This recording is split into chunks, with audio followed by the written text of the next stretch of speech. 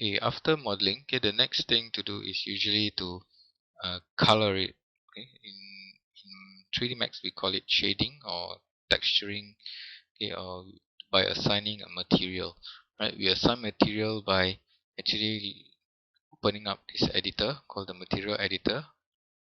Okay, and you can see that, okay, depending on what is your option. Okay, if I right click now, okay, you can see that usually you'll see just 6 of these sample materials. Okay, they are just wrapped around a ball.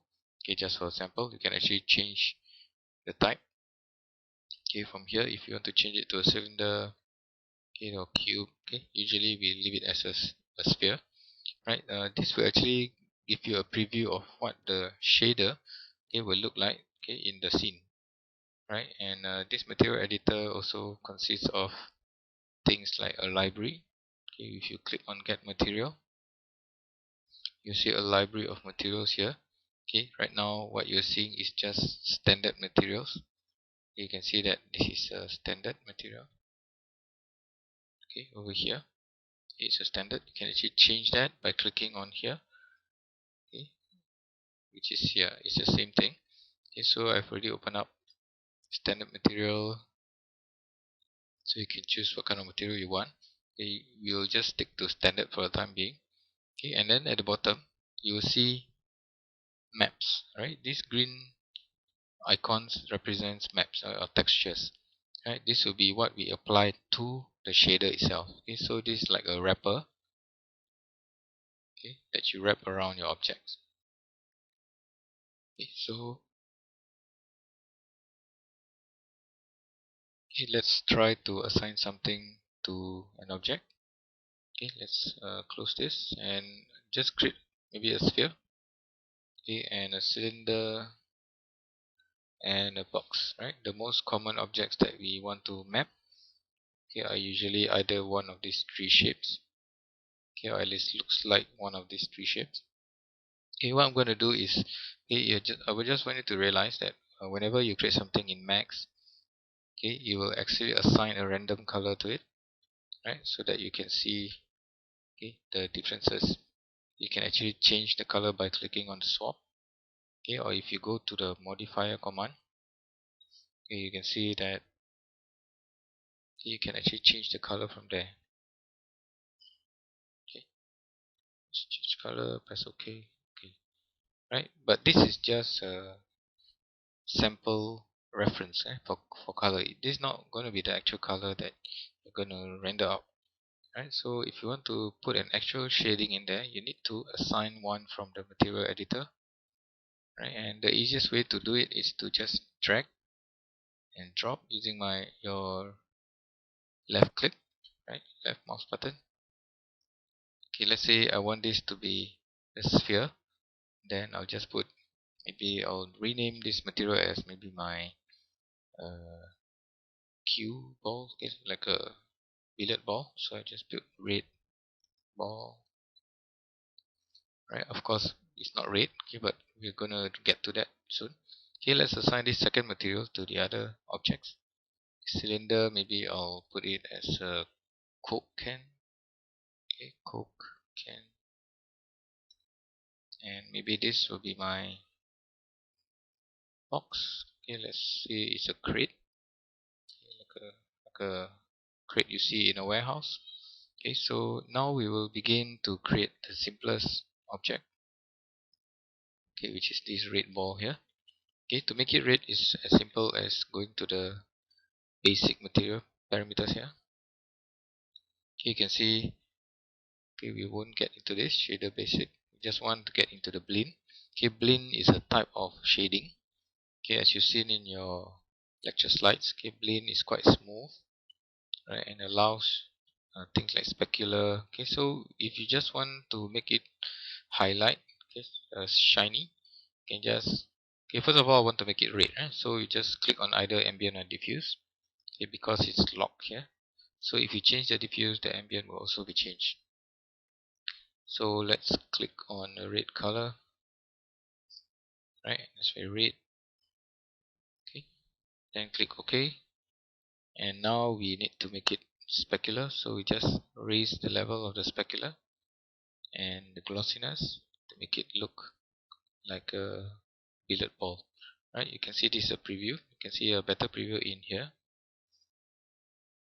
Okay, if you double click one of these, you actually open up and give you a much better preview. Right, this is even better than the one you see in the viewport.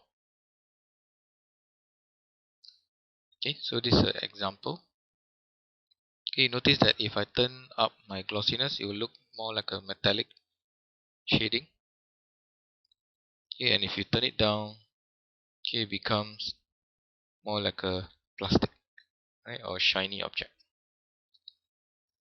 Okay, so if you want to make it transparent, okay, what we can do is to click down the opacity. Okay, turn down the opacity to 0. You can see that it's totally transparent. Okay, you can make things like glass, right, plastic, with this. Right, so for the time being, we just use opacity 100. Okay, now what I want you to do is to move over to this Coke can here. Okay, or maybe we use a crate first. Okay, Coke can will have some advanced material to it, so we just click on this material. Okay, so this is the crate. Use the crate, and we're not going to assign a color to this because we are going to assign a picture. Okay, so let's go blend basic parameters. You just click down all the modules, and then you just click on maps. Okay, this maps is the green color texture that you saw. Okay, so if you click on maps, you can see that under all these objects, you can actually assign a different map to each of them, right, to make it more complex, right? So now we just want to map a color. Okay, let's put a picture or a type of texture that Max have to the diffuse, right? Whatever you see, okay, in here, you want it to be based on a texture. So let's click on the word none, and then it will ask you, okay, what type of maps you want to assign to it. Okay, if you want to put a picture, okay, that you have from the internet or you create yourself from Photoshop, you just click on bitmap. If not, you can choose one of these inbuilt textures. Okay, let's put something like a checker. Okay, so it will put a checker material on the shader. Right, so I'll click on OK, and you can see a sample here. I just double click it. Okay, you can see that once you have a checker, okay, you no longer see the standard material here. Okay, but it's not the case. You actually have to go back up. Okay, and you can see that you're still having the shader, standard shader. Okay, but because you have something in the maps, click on the maps. Okay, you can see the diffuse color. Okay, we have this map checker to it. So if you click on it, you will actually go back down to the level of this checker, and this checker has a lot more parameters here. You can actually do things like tile. Okay, if let's say I bring this tile up, it's actually tiling the ball, right? So you can make things like a checkerboard, or even tiling for your toilet, right? Those bathroom tiles. Okay, things like you can change. Let's say I'm happy with this, and I put some noise to it. Okay, I can actually make it look more random, right? You can change all this. These are all trial and error, huh? So you can actually change. Let's put 0 back. Let's don't have any for the time being, right? So you can even change the color of the checker. Okay, most of the maps have their own parameters, so I suggest you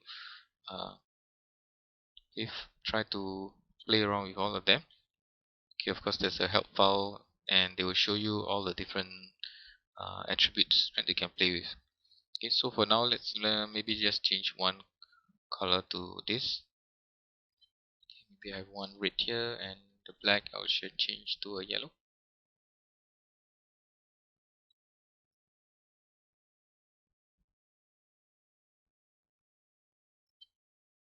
Okay, say we make a fancy looking crate. Okay, so right now you're seeing this picture, right? Checker.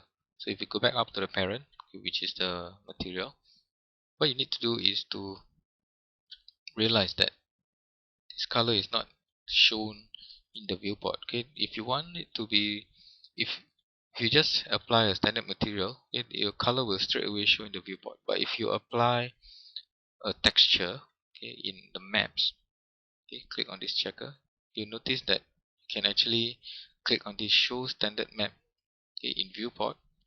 Okay, just bring this in so you can see. Show standard map in viewport. You can just click, okay, and now you can see the standard. Okay, you can see as it change the tiling, it will change on the fly. Right, maybe you'll just have like that. Right, so that's how you assign a picture. Let's try to assign something else. We go back up, and let's say we do not want a checker. We just right click and say clear. So we just back to none, and maybe I just want to assign something else. Maybe check. Okay, maybe wood. Right? Wood will be more appropriate. And I click on OK, and I click show standard map in viewport. You can see that this is looking more like a grid. Okay, or in fact it just looks like a wooden block. Okay, and what we can do now is the same thing. We can tile it, right? Make it look bigger or less grainy. Okay, and then what you can do is to change the color of this texture, of this wood. Okay, but I'm quite happy with this, so I won't change it. Right, and you go back up, you can see that the wood map, okay, is underneath this standard texture, which is still under the crate.